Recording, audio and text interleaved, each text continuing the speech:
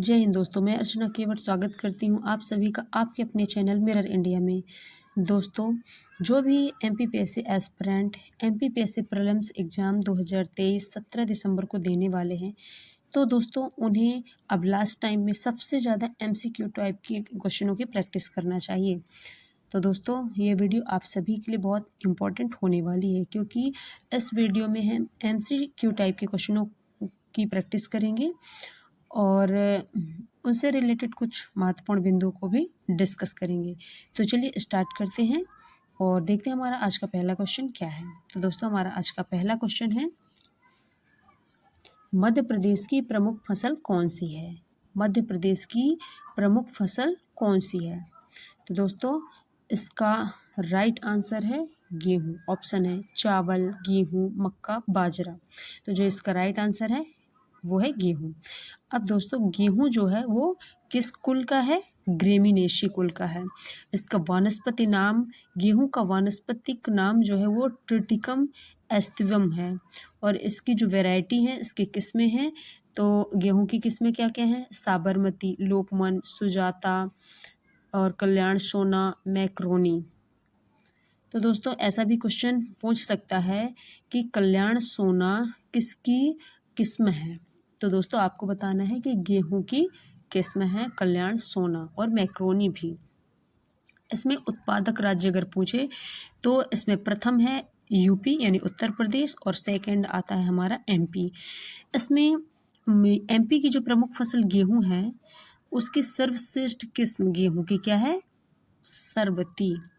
तो सर्वश्रेष्ठ गेहूं की किस्म क्या है एमपी में? सरबती। चलिए नेक्स्ट क्वेश्चन की ओर मूव करते हैं। नेक्स्ट क्वेश्चन है हमारा,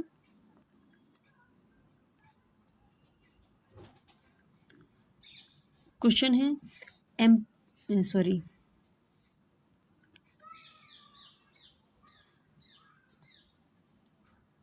आचार्य विनोबा भावे ने किसे संस्कार राजधानी की संज्ञा दी है? आचार्य विनोबा भावे ने किसे संस्कार राजधानी की संज्ञा दी है? तो चलिए ऑप्शन देख लेते हैं। ऑप्शन है भोपाल, जबलपुर, ग्वालियर, इंदौर। अब दोस्तों, इसका राइट आंसर क्या है? तो आंसर है इसका जबलपुर। इसका राइट आंसर है जबलपुर। आचार्य विनोबा भावे किसे संस्कार राजधानी की संज्ञा दी है? जबलपुर को। तो इसके कुछ महत्वपूर्ण बिंदु को देख लेते हैं। तो मध्य प्रदेश में किस किस जिले को कौन सी राजधानियों का उपनाम दिया गया है? चलिए देख लेते हैं। जबलपुर को न्यायिक राजधानी, संस्कार राजधानी, ये किसने कहा था? आचार्य विनोबा भावे के द्वारा दिया गया नाम है न्यायिक राजधानी। क्यों न्यायिक राजधानी? क्योंकि जबलपुर में ही एमपी का हाई कोर्ट है और संस्कार राजधानी भी कहा जाता है। और दोस्तों, प्रशासनिक राजधानी अगर पूछता है कि प्रशासनिक राजधानी क्या है, तो भोपाल है। किस जिले को प्रशासनिक राजधानी की संज्ञा दी गई है? भोपाल को। क्वेश्चन आ जाता है कि मध्य प्रदेश की आर्थिक राजधानी या खेल राजधानी या व्यावसायिक राजधानी। तो मध्य प्रदेश की जो व्यावसायिक राजधानी, आर्थिक राजधानी और खेल राजधानी वो क्या है? इंदौर। अब अगर क्वेश्चन पूछ ले कि मध्य प्रदेश की ऊर्जा राजधानी किसे कहते हैं, तो सिंगरौली। सिंगरौली को मध्य प्रदेश की ऊर्जा राजधानी कहा जाता है। पचमढ़ी ग्रीष्मकालीन राजधानी है। और संगीत राजधानी किसे कहा जाता है? मैहर। मैहर को क्या कहा जाता है? संगीत राजधानी। तो दोस्तों, इन सभी में कैसा भी क्वेश्चन किसी प्रकार से भी पूछा जा सकता है और हम हर सभी पूछे गए क्वेश्चन के लिए तैयार रहेंगे। तो चलिए नेक्स्ट क्वेश्चन की ओर मूव करते हैं और हमारा नेक्स्ट क्वेश्चन है, मध्य प्रदेश का राजकीय वृक्ष कौन सा है? मध्य प्रदेश का राजकीय वृक्ष कौन सा है? तो चलिए ऑप्शन देख लेते हैं। ऑप्शन है अशोक, आम, पीपल, बरगद। तो मध्य प्रदेश का राजकीय वृक्ष क्या है? तो बरगद है। इसका राइट आंसर है बरगद। चलिए कुछ इंपॉर्टेंट बिंदुओं को देख लेते हैं। वानस्पतिक नाम क्या है राजकीय वृक्ष बरगद का? फाइकस वैनगेलिसिस। प्रजाति फाइकस।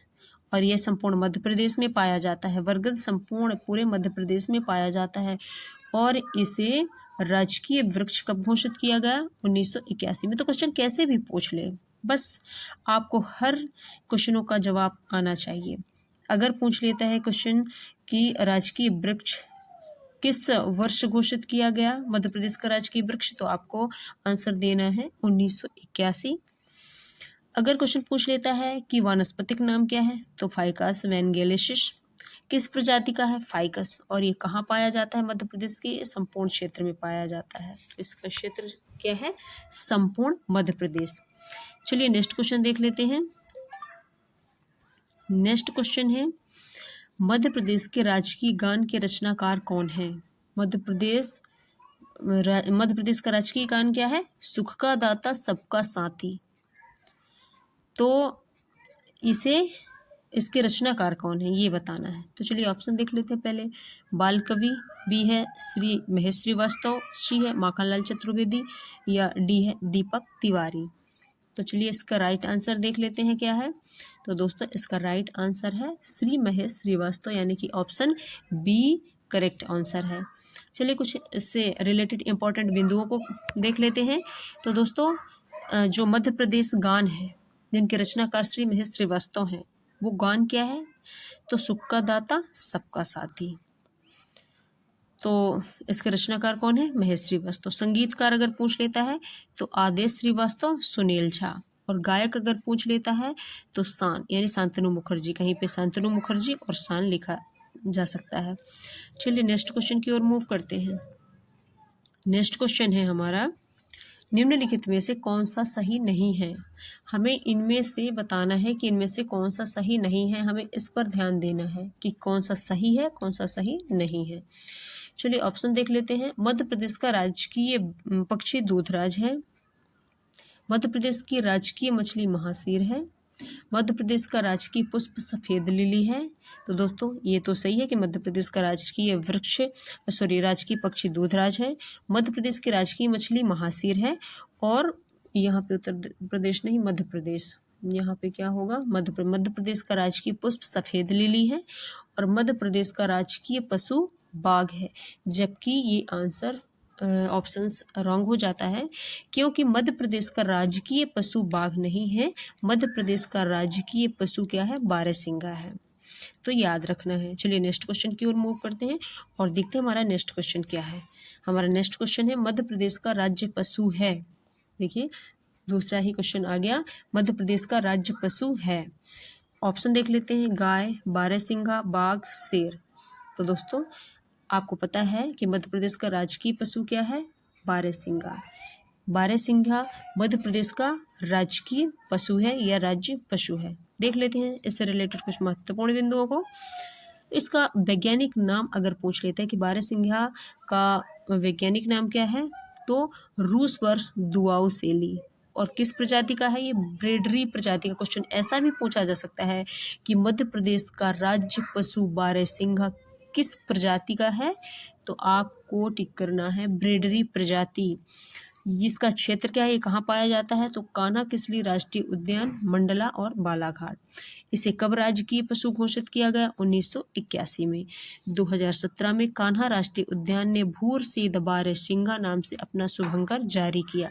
ऐसा भी क्वेश्चन पूछा जा सकता है कि किस राष्ट्रीय उद्यान ने 2017 में अपना जो है शुभंकर जारी किया है, तो कान्हा राष्ट्रीय उद्यान भूरसीध बारहसिंगा नाम से अपना शुभंकर जारी किया है। तो चलिए नेक्स्ट क्वेश्चन की ओर चलते हैं।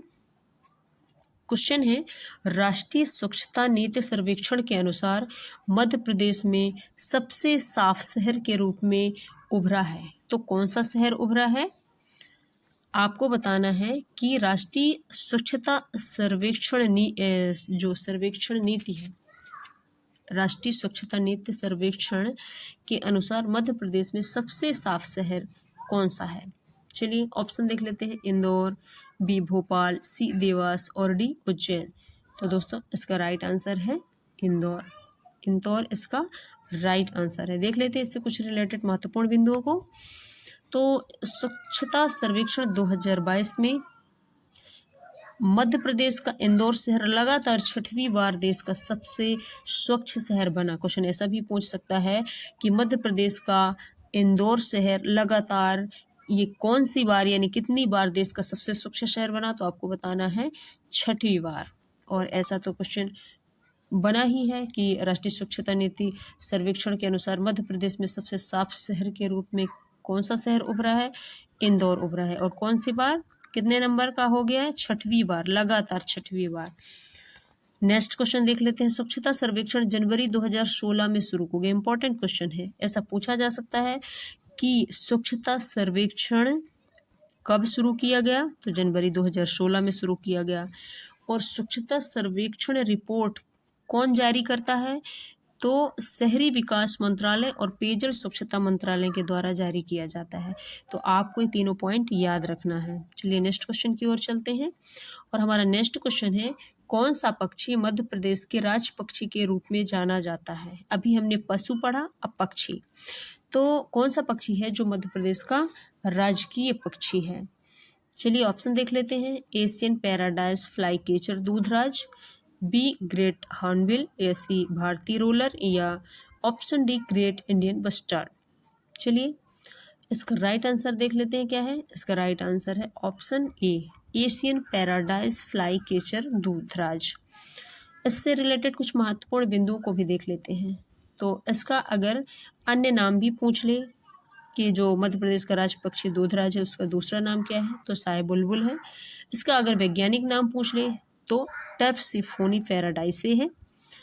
और अगर ये पूछ ले किस क्षेत्र में पाया जाता है, तो ये पश्चिमी मध्य प्रदेश के सरदारपुर अभयारण्य धार और शैलाना अभयारण्य रतलाम। तो इसमें से 2-3 क्वेश्चन बनते हैं कि इसका वैज्ञानिक नाम तो टर्फसिफोनी पैराडाइसिस है, और इसका क्षेत्र जो है, तो सबसे पहले ऐसे क्वेश्चन है कि अगर मध्य प्रदेश का जो ये सरदारपुर अभयारण्य है वो किस जिले में है, तो यहाँ से ये भी कवर होता है कि ये धार जिले में है। और सैलाना अभयारण्य कहाँ है, तो ये भी कवर होता है कि यहाँ रतलाम जिले में है।